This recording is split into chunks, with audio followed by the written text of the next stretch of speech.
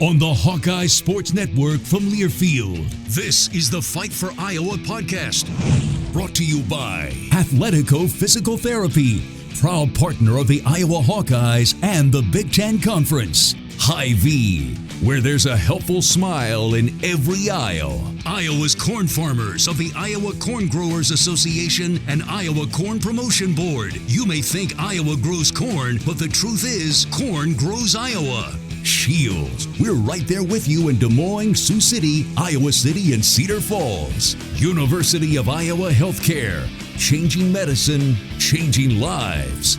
This is the Fight for Iowa podcast. Here's the voice of the Hawkeyes, Gary Dolphin.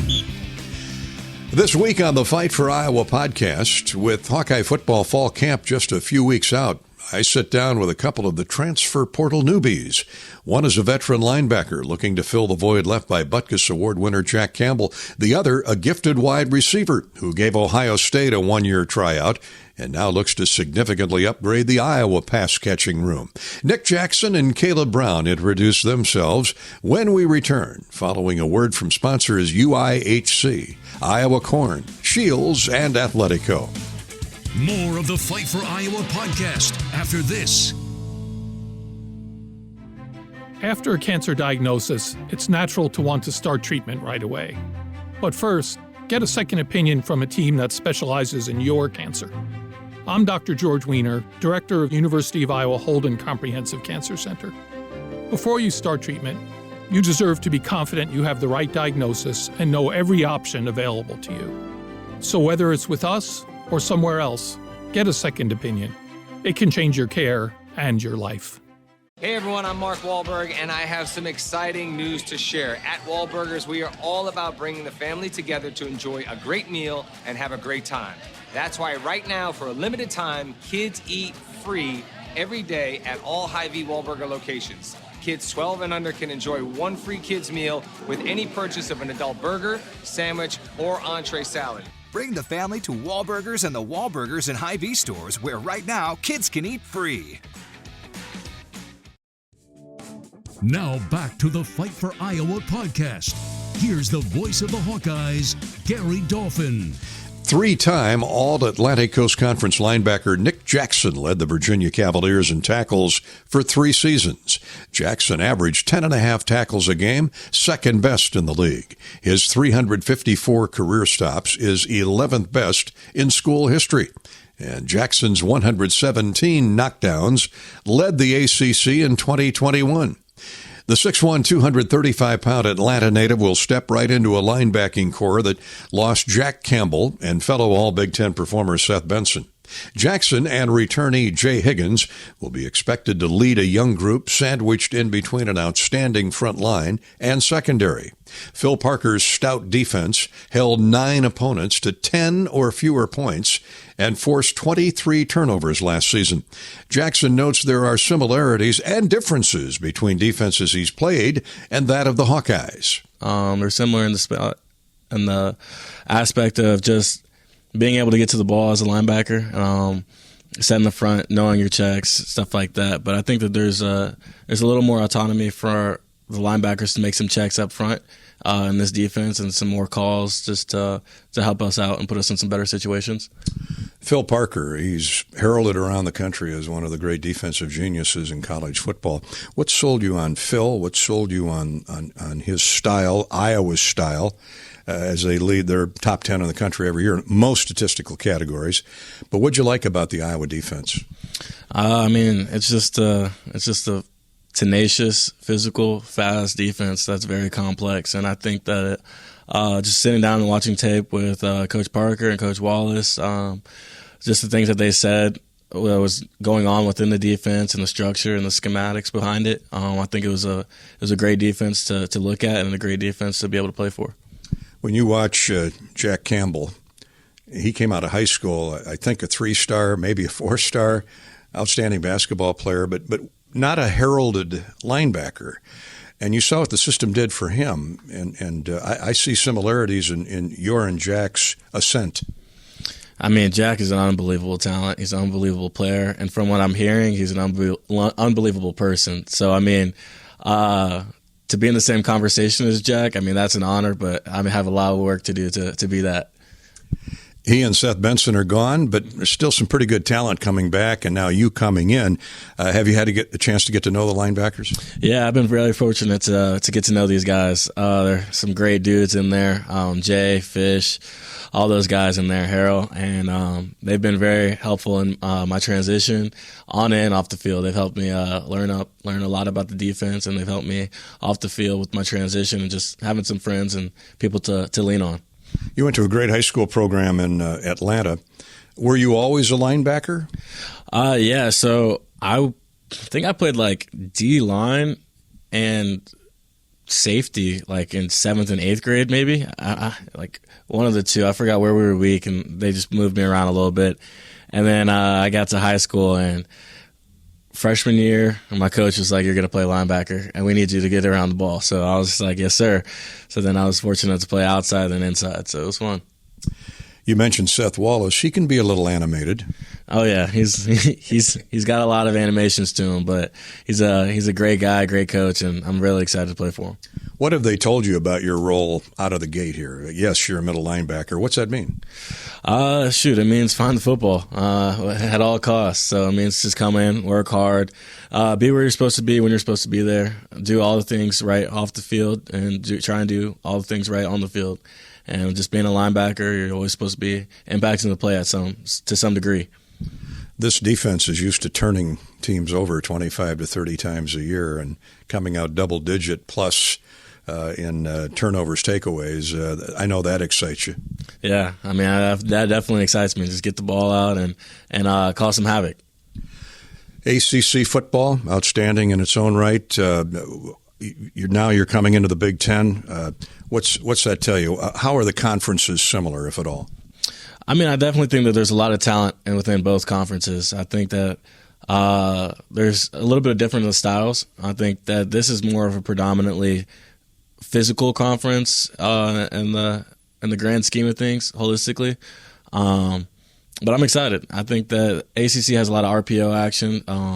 Big Ten, I've seen there's a lot of puller action, a lot of running the ball, and I'm excited to play for it and really see the contrast between it. I think that there's a lot of similarities on film, but there's a lot of differences as well.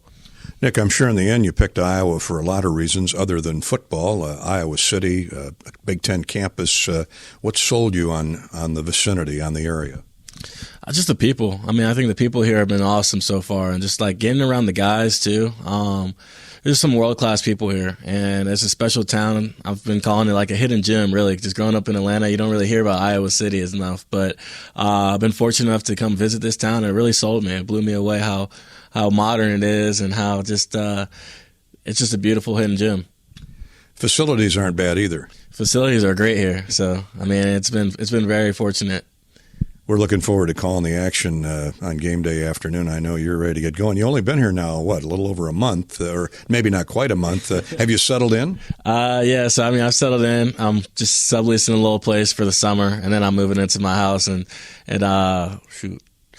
late July, so subleasing that too. But yeah, just a little bit over probably 3 weeks now, so it's been a good ride though. Nick, thanks so much for your time. Go Hawks. I really appreciate it. Go Hawks. And back with more on our Fight for Iowa podcast. We'll meet Kaleb Brown next here in just 1 minute. More of the Fight for Iowa podcast after this. We all love a good win. Catching up with friends, saving money at the pump, soaking up the perfect Iowa day, sitting down to a really, really good meal. These are the everyday delights that make us smile. These are the moments that connect us all as Iowans. And these are the wins that, more often than not, start with Iowa's farm families and the crop they're growing. Because when corn grows Iowa, Iowans win.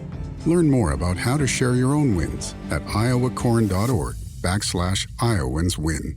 You don't have to go to the game to get a game program. You can download it now by visiting the Game Day page on HawkeyeSports.com. That's right, the game program is now digital and it's free. So check it out. Get the roster, the stats, and fascinating stories about today's matchup. Just go to HawkeyeSports.com and click on Game Day.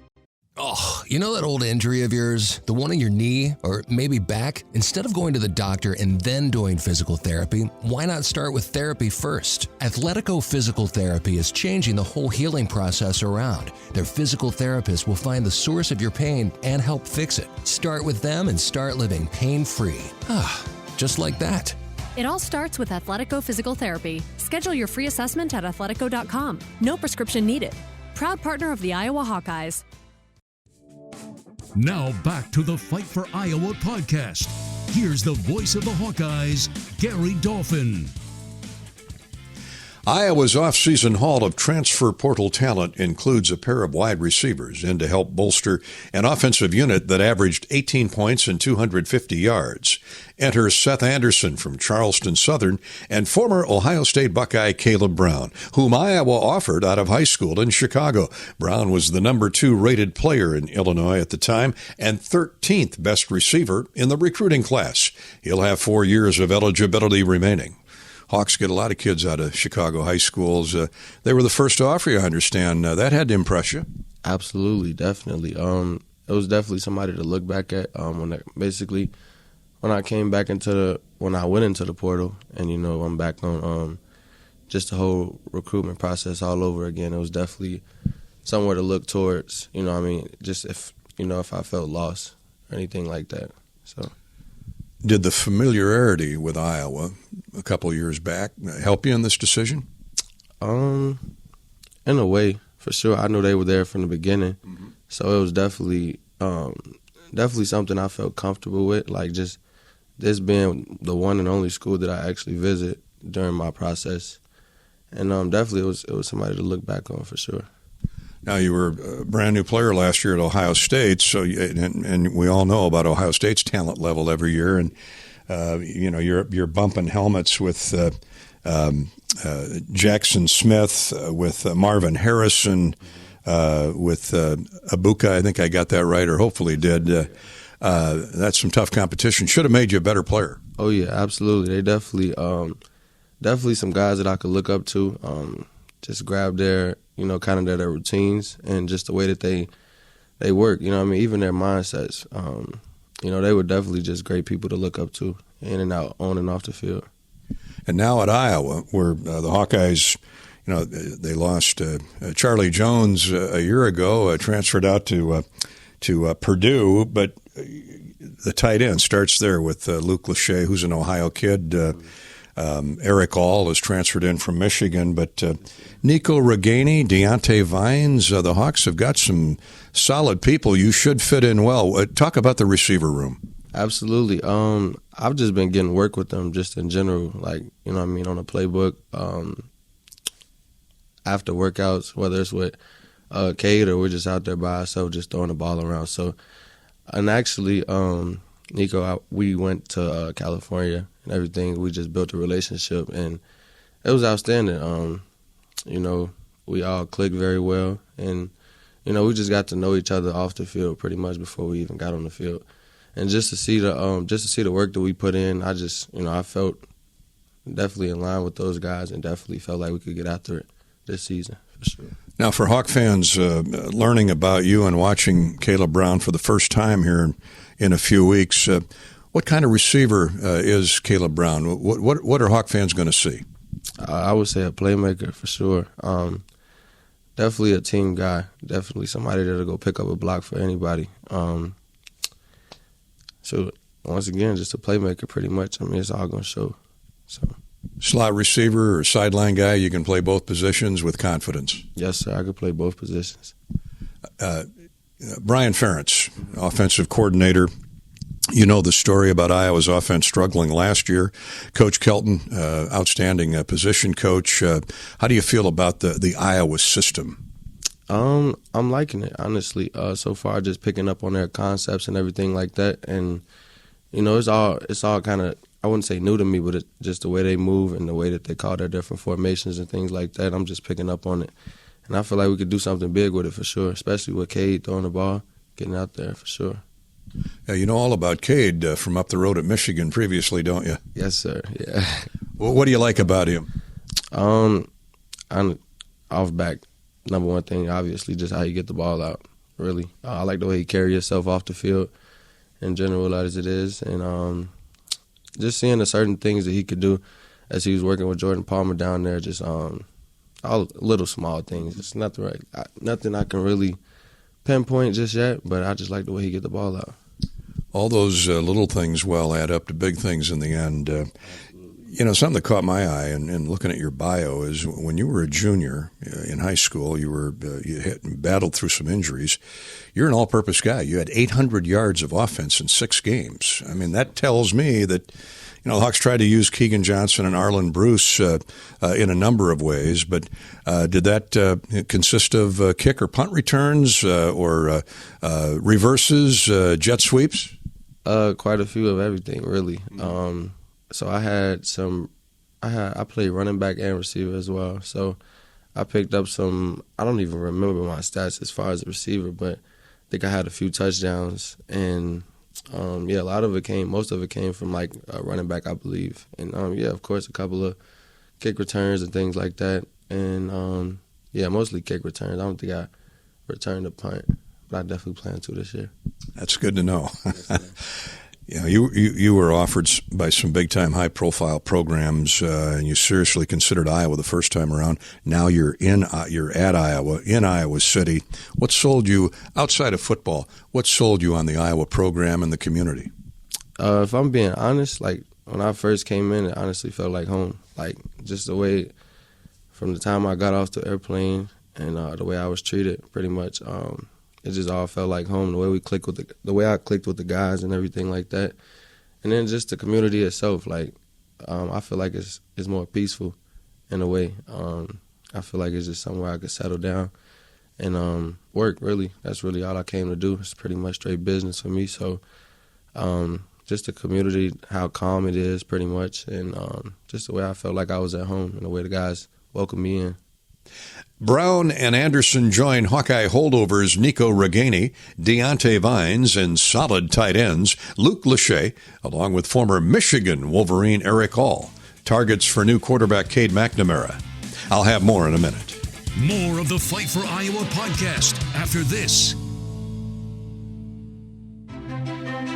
Knowing that I can make a difference in my patients' lives keeps me motivated every single day. Hi, I'm Dr. Kanya Ferguson at University of Iowa Healthcare. With academic medicine, we see the toughest cases, so we're always innovating. And we bring the best minds together to collaborate, so there's more brain power focused on you. Because that leads to exceptional care for our patients and our community. See how at uihc.org. Hey, Hawkeyes fans, the wait is over. The Iowa men's and women's basketball teams are back on the court, and Shields has everything you need to cheer on your favorite players all season long. Take your game day gear to the next level with Shields Fan Shop. We have an unmatched lineup of gear, including jerseys, hats, hoodies, and more to help you show off your team colors. So gear up, Hawkeyes fans, and celebrate all season with Shields, a proud partner of Iowa basketball and hoops fans everywhere. Now back to the Fight for Iowa podcast. Here's the voice of the Hawkeyes, Gary Dolphin. Iowa baseball junior Ty Langenberg was drafted by the Minnesota Twins in last week's Major League Draft. The Urbandale native pitched to a 6-3 record this season as the Hawkeyes finished third in the Big Ten and made the NCAA Regional, winning 44 games, tied for the most in program history. In 3 years at Iowa, Langenberg was 13-5, logging 151 innings, striking out 168 batters with an ERA of 4. That's the Fight for Iowa podcast. Thank you for listening. I'm Gary Dolphin. Go Hawks. You've been listening to the Fight for Iowa podcast. Hawkeye fans, remember to hit the subscribe button on your favorite podcast app. Once you become a Fight for Iowa podcast subscriber, you'll automatically receive the latest episodes of the Fight for Iowa podcast, the Hawkeyes Voice podcast, Hawk Talk replays, exclusive game day content, and more. Until next time, on Iowa, and go Hawks! The preceding has been a Learfield presentation on the Hawkeye Sports Network.